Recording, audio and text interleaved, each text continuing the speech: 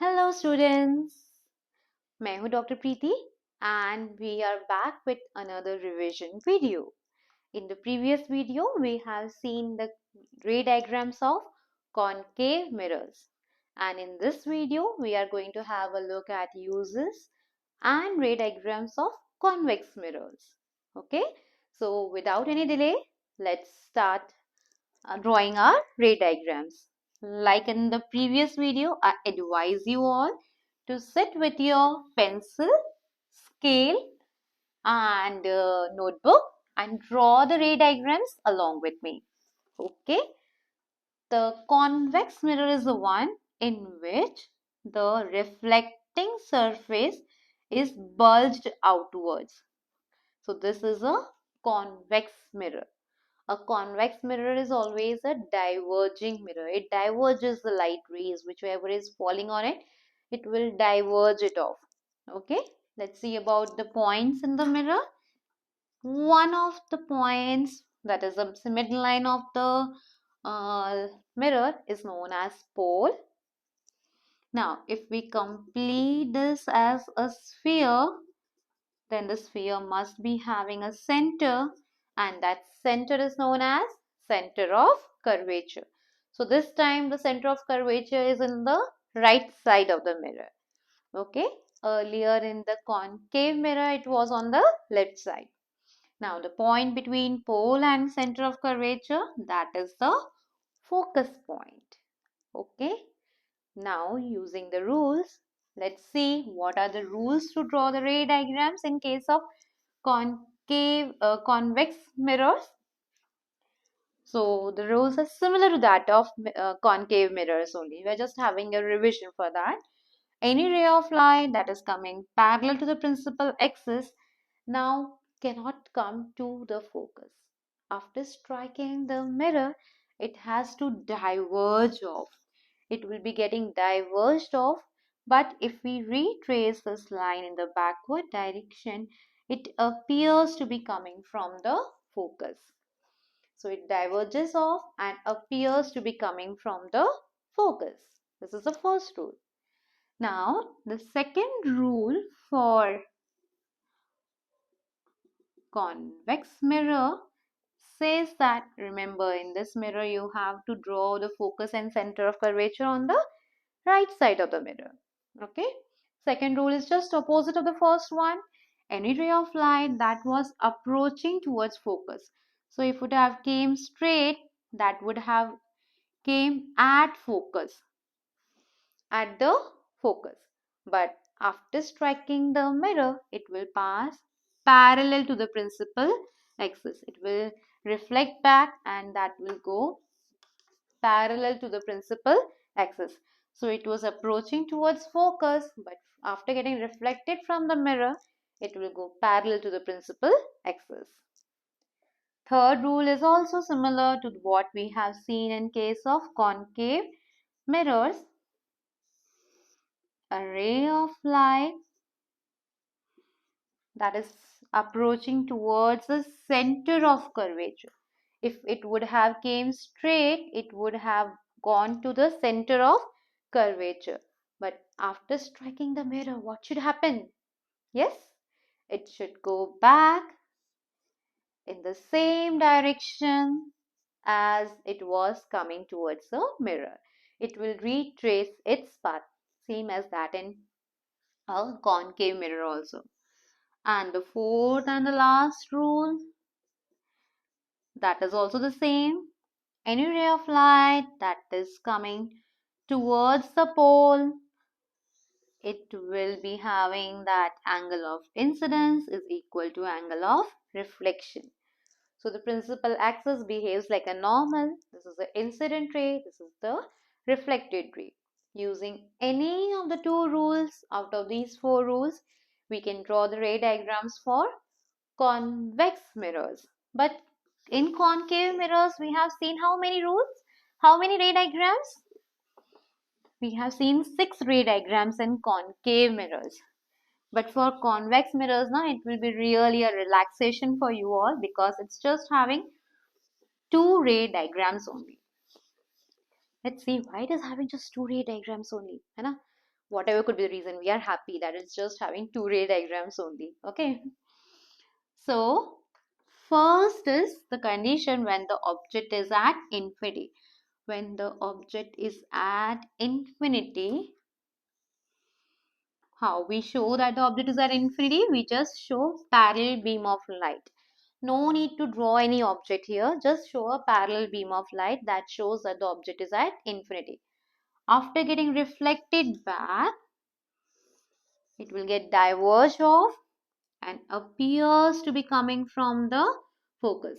The light rays diverges from each other and it appears that they are coming from the focus. Okay, so the image is formed at focus. So what will write the position of the object? Position of object is at infinity. Same as that in concave mirror's first condition. What is the position of image? Position of image is also the same as that of concave mirrors. That is, it is also formed at focus. The image is formed at focus. Now, what is the nature of the image? Are the rays really intersecting each other? No, they are not really intersecting each other. They are going away from each other. But when we trace back them, then they appear to meet at focus. So any ray diagram that we have drawn by tracing the light rays in the backward direction, such a position of images, such a nature of image is known as virtual and erect. Really they are not intersecting, so we don't call it as a real image. That is a virtual image, and virtual image is always erect. Okay, so can you tell me, when you look at yourself in the mirror, what kind of image is that? Tell me in the comment section. है ना? What is the nature of image when you look yourself in the mirror? Okay. Now, the size of the image. The size of the image is, you can see that it's a point size image or a highly diminished image. So it's a point sized or a highly diminished image formed at the focus. Okay. Now, the second and the last condition for convex mirrors. Convex mirrors have just two conditions only, no?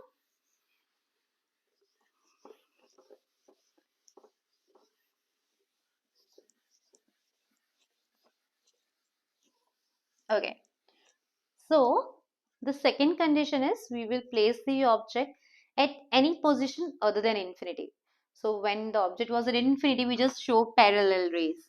But when the object is not at infinity, it is at some other position, we show the object somewhere on the principal axis.